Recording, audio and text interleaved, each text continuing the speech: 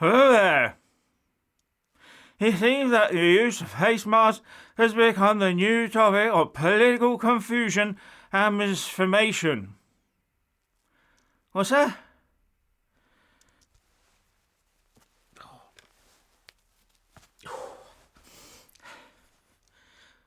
What's that?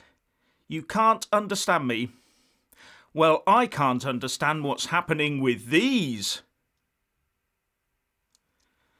Where did you get this thing from? It smells a bit iffy to me. From the hospital for free? Out of a bag labelled B10H Hazard. B10H Biohazard! I know, I look better with a mask on.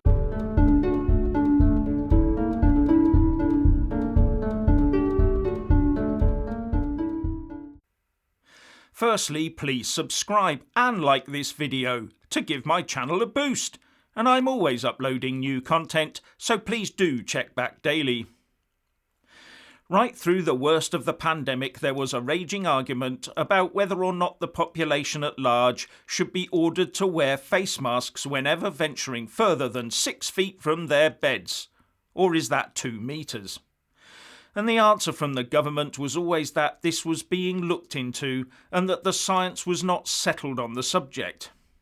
And I've read newspaper articles, scientific papers, blog posts and been bombarded with data, scientific evidence, anecdotal evidence, scientific opinion, lay opinion from a plethora of sources, all disagreeing with each other. And I'm not going to go through them here, as it would be a very long video full of conflicting advice and evidence, all stirred up by advocates and opponents across the board. But now suddenly we find in the UK that we have to use face masks on public transport, then in shops very soon, under the threat of a £100 fine, for which I can find no legal basis, unless another of the already very many COVID statutory instruments is in the pipeline. And now it will become advice that people wear masks in all public places in the UK. Or will the devolved administrations try to do something different, just as the Welsh administration has ordered that face masks used in Wales must be triple layered, so that the scarf you use as a face covering in England might be fine, but not once you cross the border into Wales it won't. But one big question people are asking is, if face masks were not effective during the first wave of the pandemic, how can they suddenly be so effective in dealing with any second wave or preventing one? At the end of the day, this could be as much about building confidence amongst the population to get them back to work and onto the high street as much as it has to do with the science. But many people might be thinking to themselves, if I do have to wear a mask, then it must still be very dangerous out there. In fact, more dangerous than last month because I didn't have to wear one back then. So it will obviously be down to the individual as to how they react to this instruction.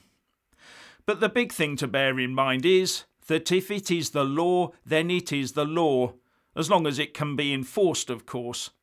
But if it is advice, then it is just that, unenforceable advice. Then the question comes, can shops deny entry to those not wearing face masks? And can employers force employees to wear masks in the office, for example?